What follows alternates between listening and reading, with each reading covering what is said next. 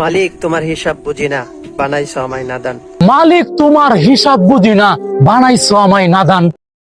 নিজের ভাগ্য ঘুরানোর টপিক নিয়ে স্ক্রিপ্ট লিখলাম, আর সেই লেখায় আমার ভাগ্য না ঘুরে অন্যজনের ভাগ্য ঘুরলো। সেটা নিয়ে আমার কোনো অভিযোগ নেই, তবে কষ্টের বিষয় হলো যে ওই ভিডিও দেখে যখন আমাকে বলে যে ভাই আপনি ওনার ভিডিও কপি করছেন, তখন আসলে খুব খারাপ লাগে যে একজনের ভিডিও কপি করলে সেই ভিডিওতে মিলিয়ন হিট হলে তার মানে এই নয় যে লেখাটা ওনারই ছিল। আসলে এই উপরে আমি দুটো স্ক্রিনশট দিয়ে দিচ্ছি, দেখেন। আমি যে ভিডিওটা আপলোড দিছি সেই ভিডিওর তারিখ ছিল নভেম্বরের 19 তারিখ, আর উনি আপলোড দিয়েছেন নভেম্বরের 27 তারিখ।